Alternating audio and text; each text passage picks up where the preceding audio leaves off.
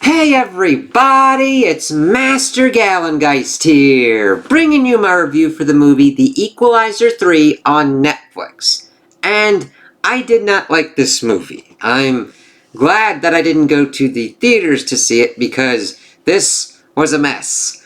And I did not enjoy it as much as the first two Equalizer movies. This is mainly down to the fact that it just didn't know what it really wanted to be, or what it wanted its plot and story to be, because we've got Robert in Italy for some reason instead of Boston, and we don't learn that reason until pretty much the end of the movie, and it's like, why didn't we have that reason to begin with?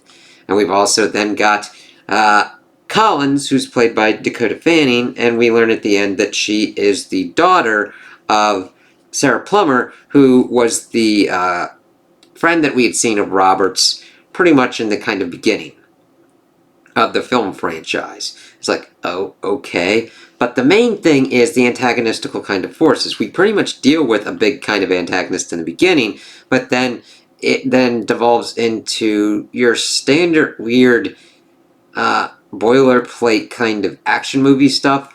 Mainly Italian Mafia is the biggest kind of one, but then for some reason linking up to like Syrian terrorists with like amped up amphetamines.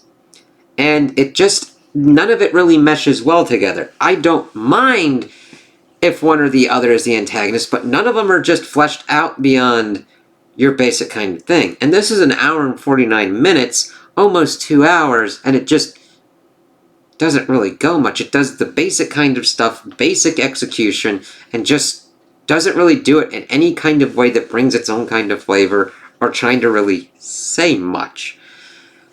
So we start off and we see kind of the aftermath of Robert's kind of rampage through this winery as this dude's kind of going through. It's like, what the fuck? Evidently this is the Lorenzo dude who's like in charge here. Robert does his usual kind of timing out, takes out the rest of the people, takes him out, but then he gets shot in the back by this Lorenzo dude's grandson with a .22, and then also tries to kill himself. But he's out of bullets and decides to pretty much take this ferry, and he gets rescued by this cop, Gio? Yeah. And taken to a doctor in Altamonte, and is doctored by Enzo. And he then kind of goes to his town, becomes acquainted with people and everything, and kind of to learn to be with the locals, and it's fine, but it's your typical kind of stuff. It's pretty much your own kind of montage of like fish out of water, being able to work with the locals, and that's fine. I'm alright with that because I like that, because that's what you kind of want to happen. It's just not done in a very interesting way. We've already seen Robert do his usual kind of meticulous OCD stuff, and it's like, okay, you're not really adding much to this, and it's not really advancing the plot or anything. And to me, it's like, okay, these people pretty much are ready to kind of die for him, but he's done like really nothing that big. He's helped out with this like Angelo dude who is a fisherman's fire at the place, because we see the Camorra and the Camorra / Italian Mafia burning his shit down, intimidating people. Your usual kind of mafia shit. It's again typically executed. It's like, all right. So it doesn't really draw me in. Like, if you do it in your own kind of way and do it with the characters and have character stuff with it, that's cool. This, it's just your typical younger brother doing the usual, I'm going to be the feared kind of one, and screwing over and trying to take Gio out and being like, don't mess with me, and then Robert's like, stop messing with him, and then kills him and his buddies. And he has also called Collins at this point, linked up with her, and tells her to check out the winery, and of course the wine and she finds the drugs and all these millions of dollars. Evidently the dude has been stealing from people and has been this ghost for a while. We also link up with her boss. Like, there's a lot of characters introduced that they don't really do much with. Collins and the boss really aren't done much other than CIA young person that Robert talks to give shit and kind of groom to be someone who does good stuff.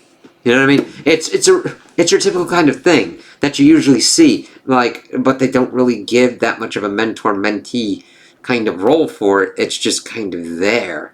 and mainly there to be like, oh look, it's the daughter, your mother would be proud, as he sends a little black book to her at the end, as she has been pretty much like promoted for doing this stuff that it was mainly just Robert kind of helping her find shit for. She pretty much just goes to the winery. She almost gets blown up because the Gamora are like, we need to kill this woman. Because they're getting close to this stuff. It's like, all right. And then she gets promoted for it. It's really kind of odd. It doesn't really follow logically. It's like, okay, she got the information and helped kind of like get them to certain kind of bits, but it's like, okay, you think you'd need to do more than that. Or at least the movie needs to show us or tell us more of what's kind of going on for it.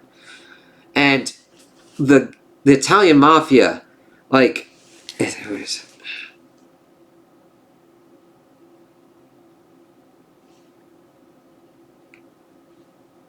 Marco was the brother. Vincent. He pretty much tries to kill Robert in front of the town as a warning, but everybody's recording him and everything, so he backs off, and then Robert just goes and, like, we get him going through his villa and taking him out and feeding him the amphetamines and making him die. It's like, oh, okay. And, I mean, it works. The action scenes and the action that works throughout that Denzel Washington does is competent. It works. It at least brings some originality and flavor to how he does his things. Those were kind of the best parts of it. Other than that, it's just like, alright. Like Denzel and Dakota, and I had no problems with any of the actors. It's mainly the content and the direction of what they were doing was just very by the book, by the numbers, and not very, and didn't really take any risks. Like, if I had made this in the 80s, or the 70s, or the 90s, or the 2000s, or the 2010s, shit, I'm going through a lot of fucking decades at this point, it'd still be by the same kind of stuff. You'd have different cars, you'd have different people in it, but it's very kind of basic in that it follows the same kind of stuff, but it's like the meshing together does not fit very well. I mean, we get him going around shopping to certain kind of things, and that's fine, and that should be giving you more flavor and depth to Robert's character, the inhabitants of the town and everything. I mean, shit, we even get beautiful young lady takes out the protagonist to show him more of the town and stuff like that. It's like, alright. Now, granted, I'm glad that they didn't go pretty much love interest kind of angle on that. That is the only thing that kind of saved it, because then it'd be like, oh, I love you. It's like, oh, god damn it.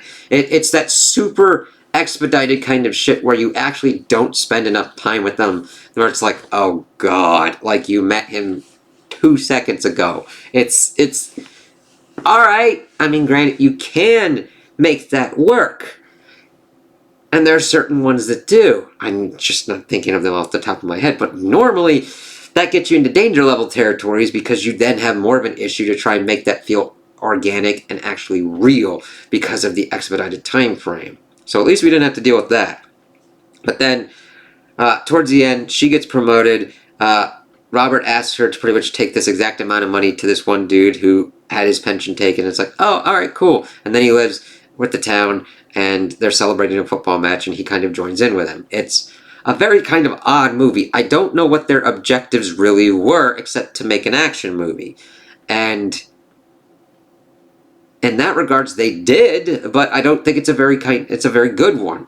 We don't really examine much of what's going on with Robert. We don't examine why he's at peace at this town, what he finds so charming and so peaceful about it, and what centers him here.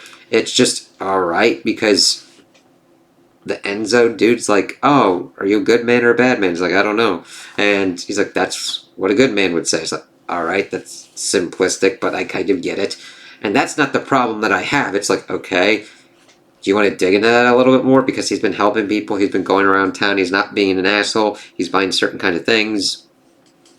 It just, we see things that just are the same kind of things that you'd see in other movies. It doesn't really connect us with the characters that much, or at least me. If you enjoyed this movie, that's cool and fine. I love that. Again, I don't like taking that stuff away or anything.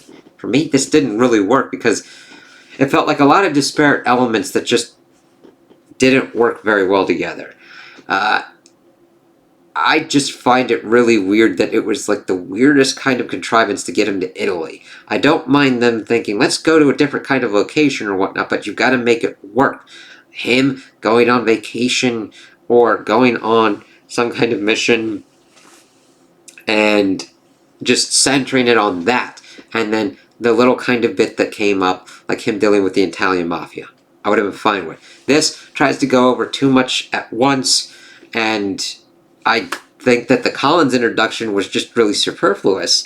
And that sucks because Dakota Fanning's fine in this, and she's a great actress. It's just, you really needed to cut that kind of stuff out because it doesn't really add much. It's just like, oh, this was connected to that. That's it. It's just mainly for, like, fans, or just like, ooh, look at that thing. It's like, alright, but you didn't really do it very well. I don't know. Granted, the base of what I've just said is just this premise pared down more enough to have him be like, he's going on a mission or whatnot, or on a vacation, and then he just finds a place and works it, and then just focusing on that, him interacting with 2 or 3 locals, and then spreading it out, really diving in and creating more character for those locals, because Gio and Enzo would have been very good ones to be those anchor characters for him to know the town and really get invested in the town.